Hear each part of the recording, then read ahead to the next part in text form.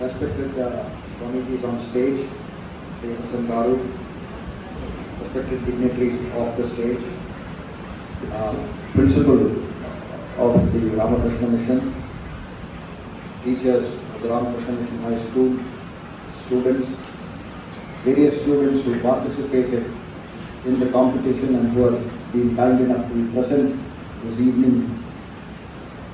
Ladies and gentlemen, it is a matter of great honor. It is a great privilege. And I am very humbled by the opportunity to stand on a stage such as this, which is adorned and decorated by the images of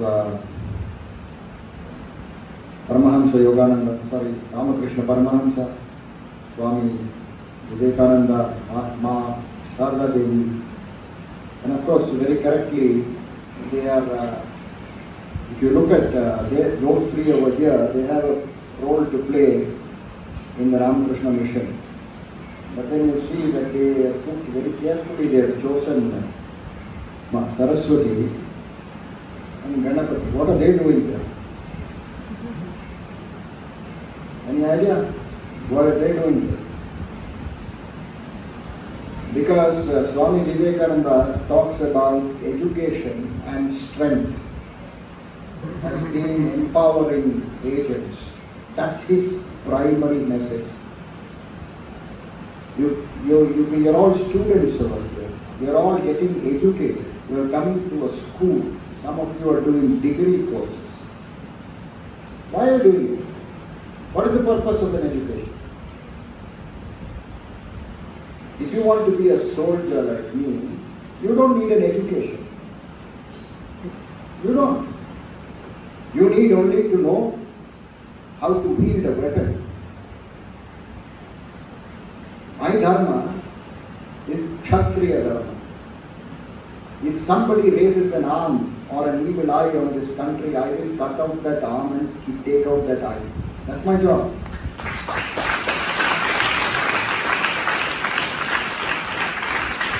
And no court in the country or no policeman is going to come and arrest me for killing an enemy. I have a license to kill. I am James Bond.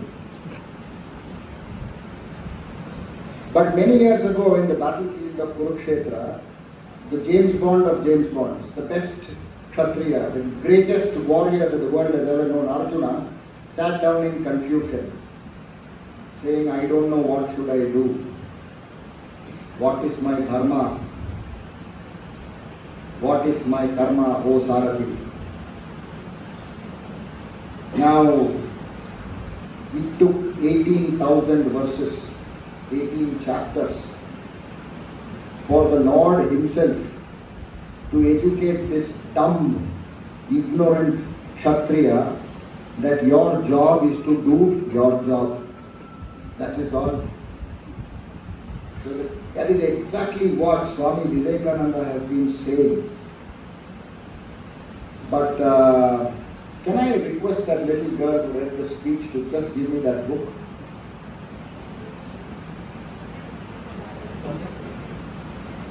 That little girl, thank you very much for reading because you got me thinking. And I must, appreciate your patience. How many speeches can you listen to without going to sleep? No. I just, No, I know. I'm just coming to the last paragraph. Now just imagine for 1 minute that Swami Vivekananda is sitting there. And he's going to ask you, what have you done all these years?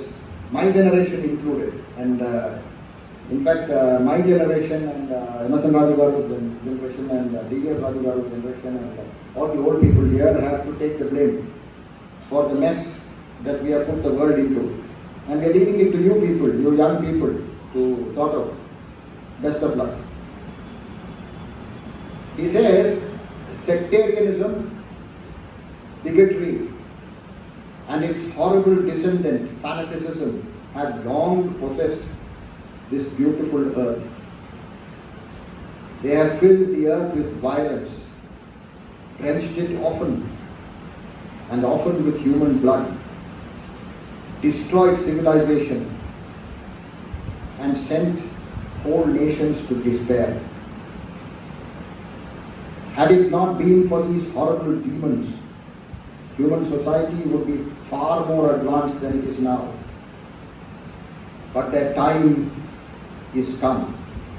And I fervently hope that the bell that tolled this morning in honor of this convention may be the death knell of fanaticism, of all persecutions with the sword or with the pen, and of all uncharitable feelings between persons wending their way to the same goal. Now look at this. He said this 131 years ago. 131 years later, the world is still drenched in blood, in hatred, in fanaticism. These horrible demons of human are eating into human society. But we say we are very much advanced. Just imagine if Swami Vivekananda would be sitting here and says, "What did you do with my teachings? What did you do with my advice?" Because many of you young people stood over here and said, "You are inspired by Swami Vivekananda." Will that inspiration leave you when you leave these doors? Do you need Swami Vivekananda to inspire you? I don't think so. He did his job. He did his job. He struggled to inspire youth. And he went away. And what are we doing? We've gone back to doing what we know best, being fools. And then you require a person like me and many hundreds and thousands and lakhs of soldiers to defend this nation. What am I defending? What is Bharata? What is that culture? Why is it that we as a country stand out in this world filled with violence even today? Why? What happened in Kolkata? Is it Bharata? What happens every day? Is it Bharata? Is it our culture? But still, this is a country that still stands out for its greatness and for its uniqueness, for what it has to offer to the world. And that is what Swami Vivekananda had to say. One single word: tolerance. Now, what does it mean to tolerate? Does it mean that you are still seeing some fellow doing some mistake in front of you, he is creating havoc in front of you, and you say tolerate? Let it be. Swami Vivekananda told me tolerate, do nothing. No. He said arise, awake, and go forth and seek and achieve your goal. First, arise. Keep lying down. Get up. Awake. Open your eyes and your inner soul and your conscience. Then only you can act. So Swami Vivekananda's message, one of the little girls who spoke here said, is timeless. It extends over today, it will be valid tomorrow, it will be valid forever. So if you want one idea, just one idea to hold on to Swami Vivekananda's teachings. It will never go out of fashion. Swami Vivekananda will remain in fashion even after fashion itself is not fashionable. Many years ago, as a young child, when I was in the 5th standard, I was 10 years old, that is 50 years ago, my school took me on an excursion to Kanyakumari, to the Vivekananda rock. And I had no idea, I was very interested in the sea and I liked to go on the excursions. I was more interested in the picnic. I had no idea who Swami Vivekananda was, and then they put me in front of this huge statue over there in that very, very, very silent and peaceful room. And I was a naughty boy. I was a terrible student. I was a monkey. I still am. And but for that time when I was there, a certain sense of peace, a certain sense of serenity, a certain sense of calm came over me. And I had no understanding why. Can you imagine a 10-year-old boy who's only interested in cricket, cheeky, and everything else? Nothing to do with studies. I was a terrible student. Okay? So bad students can also become vice admirals. And I'll tell you how that happens when I'm getting there. Anybody feeling sleepy?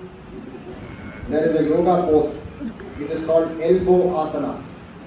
It is not meant for you, it's meant for your neighbors. Okay? It's very good to wake up people.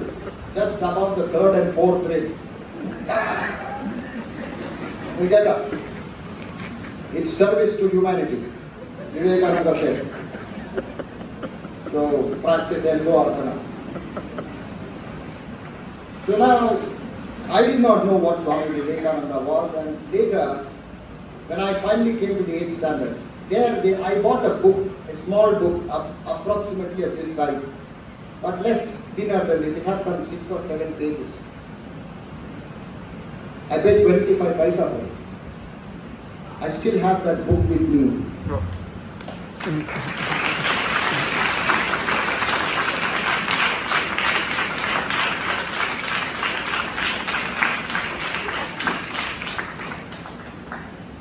But laughing because I have the book or because I read it? But I kept it. And nobody is interested whether I read it or not. I already saw it back there. So now, this book I did not read. I kept it at home and I came back and told my mother, I got this, the school, this is where I spent 25 paisa. Because I had to account for every paisa that I spent to my mother. And if the account was slightly wrong, whatever was the mistake, I would get marks on my, you know where. The guava tree at home was not meant for guavas. The guava tree at home was to get sticks. No, that you are not allowed out there. Otherwise, arise, awake and I have to give you lecture. Otherwise, no lecture is required. One pata and all Vivekananda goes inside. Now we have to come and tell you all these things. Now, somewhere in the 8th standard, certain things happened to me.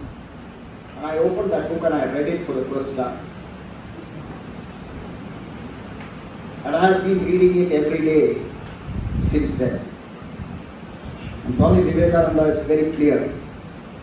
So that brings me to, as young people, I want to leave you with 5 C's. 5 words starting with the letter C. Just 5.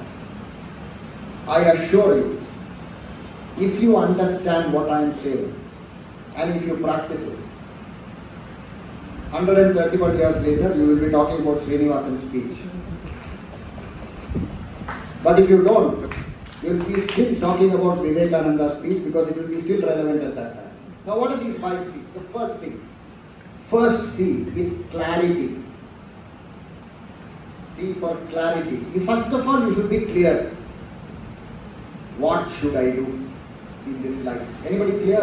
Anybody not clear, or somebody who is very clear what you should do in life because somebody is doing BBA in business analytics, somebody is doing political science, somebody is doing dental sciences, somebody is doing engineering. For what? You know what you are doing. Do you know why you are doing what you are doing? Why? To get a job, to get a salary, to get a few letters at the end of your name. Everybody spoke of the letters at the end of my name and at the beginning of my name. Nobody spoke about my name. Because that's who I am. I am not defined by the letters at the end of my name or at the beginning of my name. I am Srinivasan. Tattvamasi. Tattvamasi. I am because I am. Who are you and what is your purpose in this life? If you are not clear about that, no amount of education is going to get you anywhere. And if you are clear about that, you don't need an education. You don't need to go to school. If you are clear, what is the purpose of my life? A potter who puts clay on that potter wheel, a kumbara, he knows what is that design. In his mind, he knows what that lump of clay is to become. He knows it.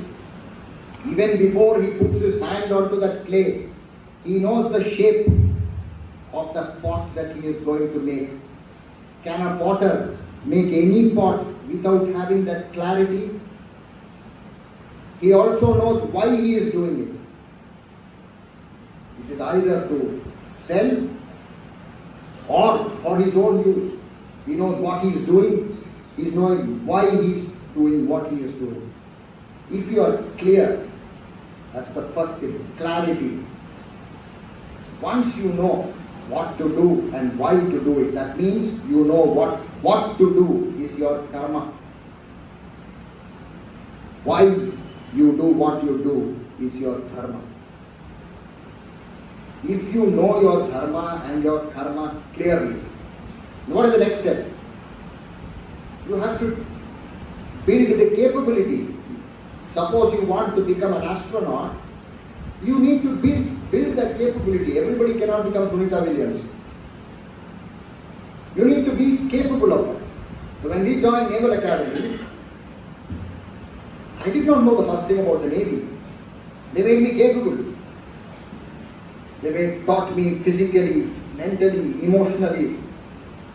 Everything they trained me, made me capable. So the second C is competence. And competence has two parts, capability and capacity. You can be very capable, but if you don't have the mental and physical stamina to convert that capability, you may be very good at mathematics. You will be understanding mathematics. But unless you don't solve 25,000 problems in differentiation and 25,000 problems in integration, if you have not understood complete relations and functions, trigonometry, algebra, analytical geometry, and if you have not consumed it, you are not going to be a good mathematician. That is capacity. If you should have the capacity as a student, for example, to sit and without change in concentration, be there on that subject for 4 hours without moving. Can you do it? You should. Now if you don't have that capacity, do it. Focus. This instrument called a mobile phone. We didn't have any mobile phones. We only had a mobile mother and a mobile father who could walk into the room once in a while and then check whether we are studying. If not, guava stick, patak. That was the only mobility in our house. I got my first television at home when I was in the 10th standard. I had no television. We had a radio, a national echo radio, to which I listened to the BBC News every day at 7 o'clock without fail. This is London. You are listening to the news from the BBC, read by Anna Collins. I read this, I've heard this for my whole life. But today you have a mobile phone in your hand. Of course, it's a fantastic moving library. It's an encyclopedia. You want to understand anything, watch YouTube videos. Stop watching reels on Instagram. Stop making reels on Instagram. Stop ticking and talking. The only thing that should go tick-tock is the clock in your house. Because your job is to build yourself as a capable student with capacity. You're not going to get another chance to be a student. Today, if I want to get admitted to Ramakrishna Mission, your principal will tell, get out. You're too old. Though I feel young. Madam, will you admit me? On standard. Handwriting is bad. So anyway, that's the first C is clarity. The second C is competence. If you don't have clarity and competence, you cannot go ahead in this world. Arise, awake, Vivekananda can say anything. You are not clear and you are not competent, what will you do? What will you do after becoming arise and awake? What will you do? How will you do it? That's his message to you. Become competent. Make yourself capable. The third thing is, if you have clarity and if you have competence, you will gain confidence. Remember, clarity and competence will give you confidence. If you are not confident in this world, I'm not making fun of anybody. When I stood in front of a mic for the first time in an auditorium like this, all the words that were there in my head came past my mouth and went into my shoes. My knees were knocking. My heartbeat was going up. I was sweating. And I did this and that. That was my first public speech. But after that I told myself, I am not going to ever. Because I always believe when a speaker stands on a stage, he should say whatever he or she should say. Because the poor audience can't run away, no? They are your master, they are slave. You should act like a master on a stage. Confidence. But for that you should be clear of what you want to say. You need to have competence. You need to have language skills. You need to have intonation. You need various things to be a good public speaker. Then you'll have confidence. If you are clear, competent and confident, the fourth C automatically will not happen. It is called courage. Courage. Can any one of you, can I ask that little girl, if you don't mind, please don't mind. You were very scared when you came here? Afraid? Don't worry. You think that I am not afraid? Please sit. You think I am not afraid? I am terribly afraid. I was afraid to ask you the question itself. I don't know whether you will find an FIR in the police station. Now, what is courage? Do you mean to say that a brave man is not afraid? Or a brave woman is not afraid? You think Rani of Jhansi was not afraid? She tied her child on her back. Don't you think she was afraid? So what is courage? Courage does not mean the absence of fear.